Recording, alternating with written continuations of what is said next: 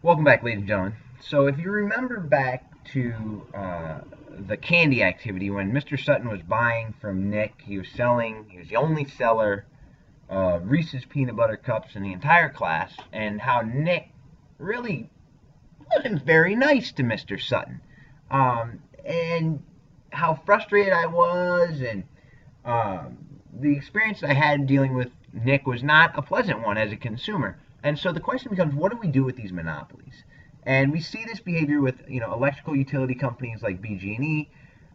People don't like dealing with them as a consumer. So what should we do? Well, there's going to be kind of four things that we should do. Um, I'll tell you the last one, the R here and the N are going to be the most important for us. Um, so at some level, we could monitor, which is our M, and I'll talk more in detail about that. Uh, O has to do with ownership and who owns them. And instead of letting private businesses own them, maybe we should let the public own them so that we all own them. And I won't give it away, but who the heck would own them if everyone owned them? That might be a question to think about. We could put some regulations or some rules in place, or we could just do absolutely nothing, which is our N. So I am going to walk you through here. You should probably take some notes here as I talk about these things. So I am going to put this up because I don't, wait, how am I going to do this? All right.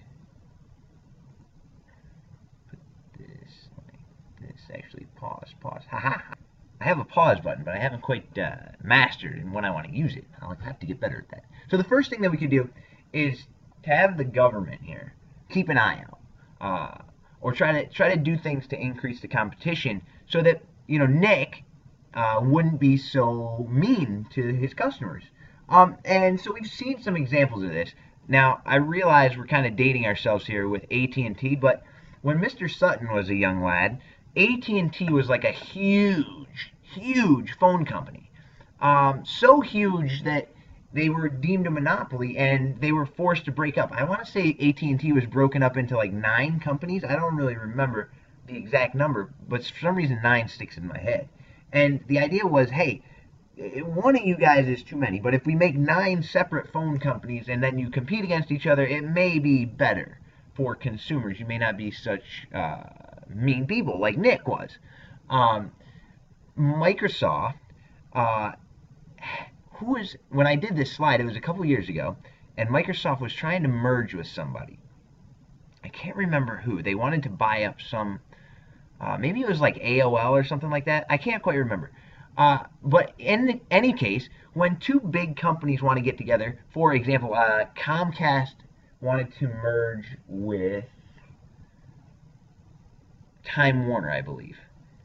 This type of a deal would have to be overseen by the government. They would have to say, okay, is that good for people? And so they would make a decision about that. Now, there are 2 sets of antitrust laws that you learn about, hopefully in U.S. history, and I'm going to really rely on you having learned them in U.S. history because I'm not going to talk about them all here. Sherman and Clayton antitrust laws. You basically, the likelihood that you run into a question about these 2 laws is probably pretty slim.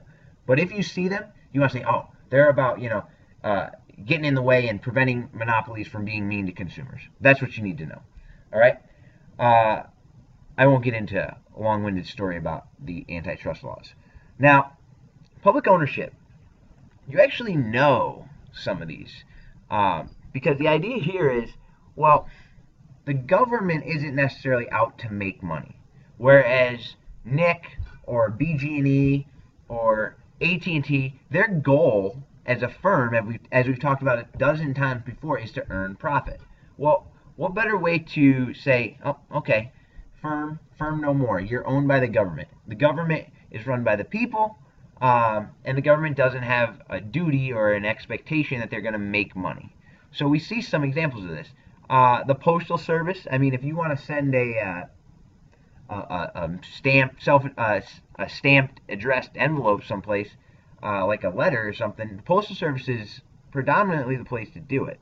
And nobody else really offers that service. Now, you might say UPS or FedEx, but I'd like to ask you the last time that you sent a letter via UPS or FedEx. I'm going to guess you didn't. And if you don't like those, perhaps you could talk about your water company. Um, who do you buy tap water from? It's generally and I say generally because I'm saying I think maybe somebody could come up with an exception.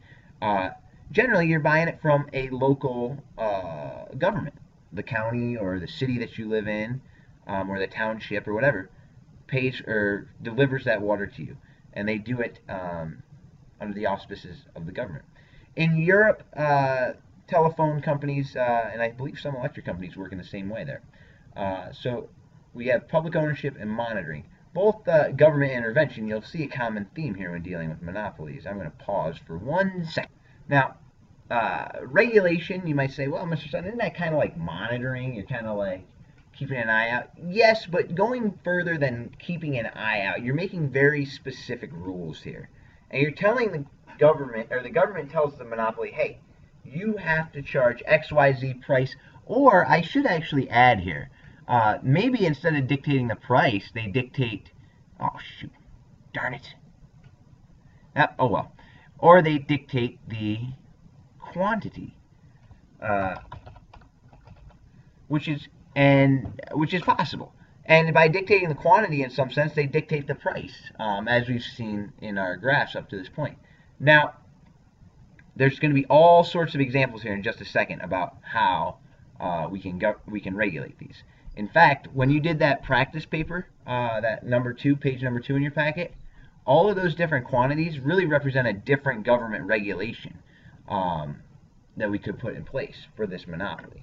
But we're going to talk about that in just a second. Now, down here, I normally like to, drum roll, please, build some tension into this idea that we could do nothing.